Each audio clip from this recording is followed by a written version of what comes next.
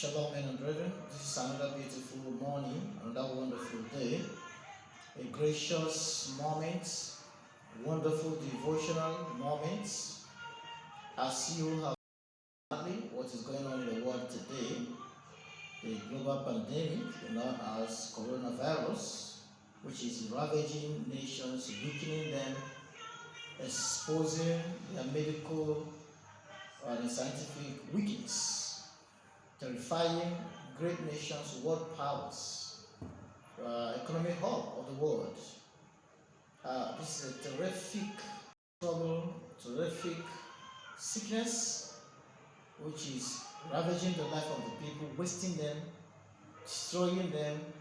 It's totally terrible. Beloved, and there are so many narratives which I want to seriously debunk at this time. People take their social media and begin to say what they don't understand about. Some start saying, well, where are those pastors who are ministering healing, who believe in healing the sick? Where are they? They should have shown up at this time to go heal those who are sick. Beloved, if you invite them to go minister to them, then they will do so. But as it has appeared, they were not invited, and you want them to just invite themselves and go about praying for those who are not willing to receive their prayer. I can assure you that Jesus Christ can heal coronavirus and Jesus Christ can stop coronavirus. There's no doubt about that. But the problem is, who dares believe? Who dare believe? That's a question. Who dare believe? Not many people will believe. Not many people do believe Jesus Christ or believe in his power of healing.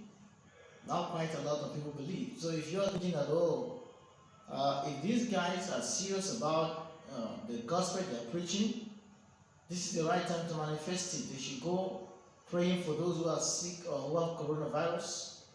I can assure you that we're not afraid of those who are sick of coronavirus. We are not afraid to minister to them, but we must be invited, and the people who want us to pray must have heart faith. You don't just pray on a faithless being. It's a waste of time. The Bible says Jesus Christ went to his village, and he could do no mighty works because people there don't believe him. And as long as they do not believe him, he could do nothing. He could not do mighty works because there was no faith in him. They didn't believe him. Men and brethren, I want to assure you today that moment you have faith in the Lord, miracles flow. Wherever you are at this time, if you are having an attack, coronavirus is attacking you, or has attacked you, or is attacking somebody who is close to you, your loved one, or you are sick and you have any problem bothering you at this time, I want to assure you that if you believe, then your miracle is now. If you believe, then you are sure that this very beautiful day, you can have your miracle, you can have your breakthrough. It's not a question of whether God can do it, it's a question of whether we can believe God to do it. God do want to do it, God surely can do it, God truly does do it. But how many people dare believe? Who and who will ever want to believe God to do it, and then it will show up? If you don't believe Him, He has nothing much to do. A guy who brought his son to be healed by the disciples of Jesus Christ found out that the child could not be healed and was wondering what the hell is happening. Jesus Christ came to the scene. He met Jesus Christ. This is the book of Mark chapter 9. And what did he say to Jesus Christ? My son is troubled. I brought him to your disciples and you could not do anything. And what did Jesus say to them? Jesus said to him in a simple term, very, very direct and very, very simple term. Jesus said to him, if you believe, everything is possible for he that believes. And first Jesus said, O faithless generation, how long will I keep with you? How long will I be with you? Bring him to me here. You know, so the problem is, not because the disciples are not able to cast a demon out, because the guy that brought them to him brought the demon possessed to them, don't even believe. He doesn't have enough faith. So when there's not enough faith, God keep mute. It doesn't mean that it doesn't function. I want you to know that God created the world and does not interfere in what happens here. He has made the world and put man in charge. He made Adam and he said to him that they might have dominion over everything that is on the earth. So man has been given the power to have dominion over everything God has created. As long as man has been given the right to have dominion, God no longer interferes. It's an error when folks want to claim that, oh, where is their God? Why won't he do something about coronavirus? I can assure you that he wants to do it. Somebody got to invite him. And somebody will say, but a lot of people have been praying, pastors have been praying, nations have been praying, and the more they pray, the worse the thing gets. No, it will have been even worse off if they don't even pray in the first place. But I can assure you, it's not enough to pray. You have to pray. You also have to believe that your prayers are answered. It is only when you believe that your prayers are answered that the miracle is born. That moment faith comes, miracle follows. It is not the prayer that gives us miracle. It is in the prayer that produces miracle, beloved. So Jesus Christ was so clear about it. The folks had to believe in order to experience the power, the move, and the miracle of God. At that moment, they will not believe, then it is tough and difficult to experience or witness anything unless there is faith. And today, beloved, we are going straight to the book of John chapter 8. Don't forget that this is devotional, Christ-centered devotional from this wonderful frequency, Radio Voice of Grace on FM 88.5, and of course on Facebook. You're watching us live on YouTube live. This is devotional, morning devotional and prayer against COVID. I will pray with you, but I want you to believe so the miracle can happen. If you don't believe, it's a waste of time. The moment you believe in the prayer, and then you are sure of the miracle. Testimony is born when men believe God. It's not when men just pray. Men got to believe God to have testimonies. That moment God is believed, then you are sure that testimony is going to flow.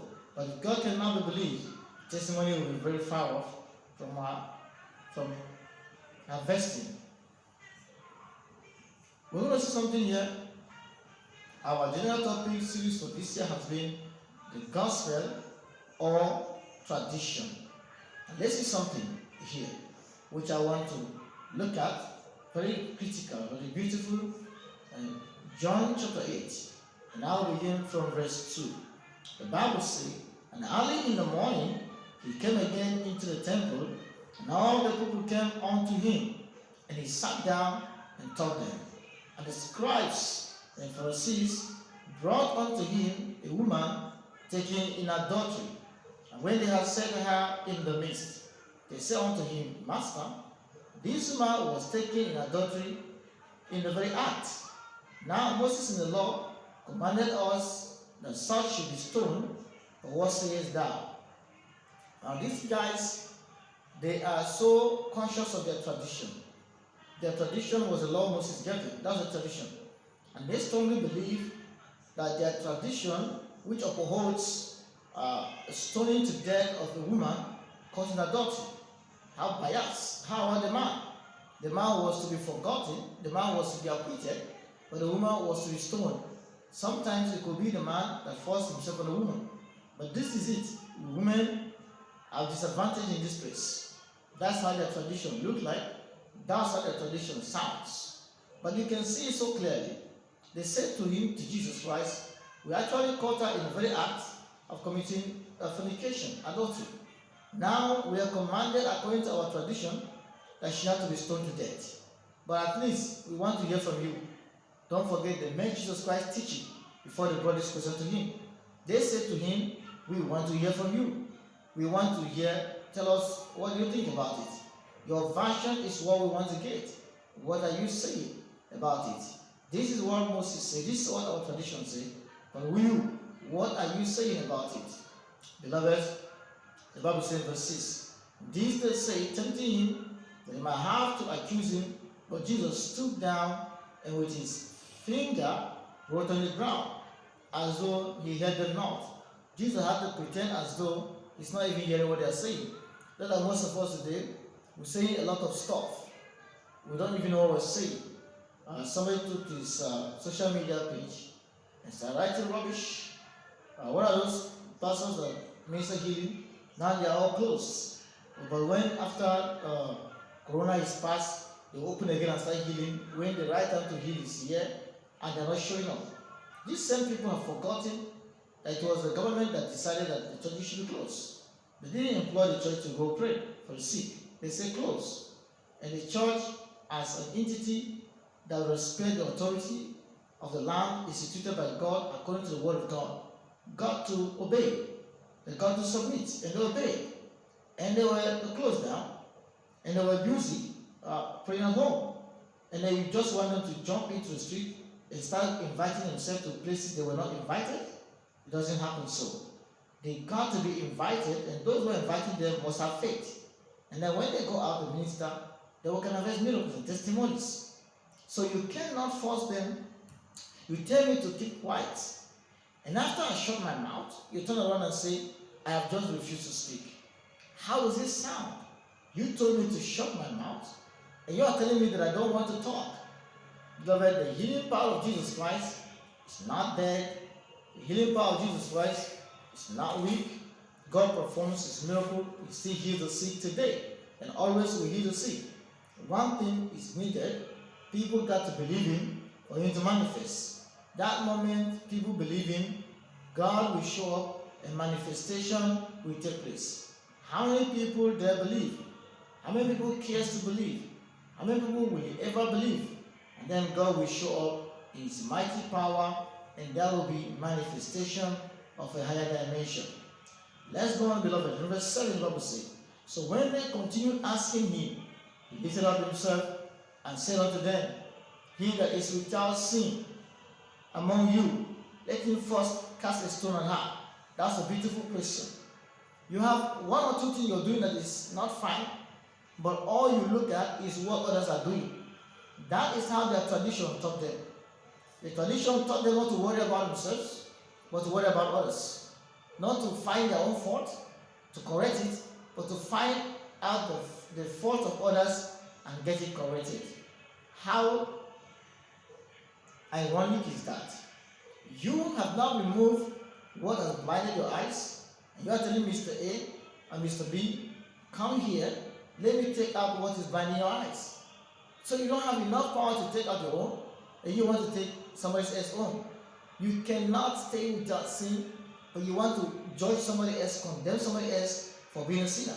I can tell you, due to the kind of tradition with messages we've had in various churches, what folks does today is to consistently live a life of condemning others. They live a life of calling others negative names that are unbecoming, names that are unworthy to be called.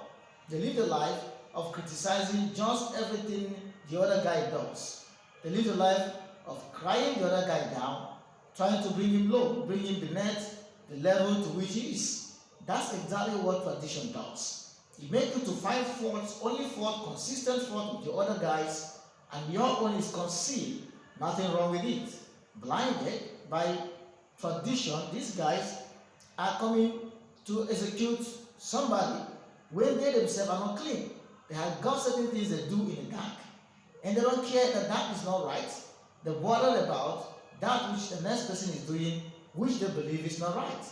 In that order, they are consistently and busy troubling this person, worrying about this person, trying to intimidate this person, trying to execute this person, make sure this person doesn't exist again, even though they have done the worst and nobody sees them, but God sees. Tradition makes you to lose sight of God and then turn to yourself.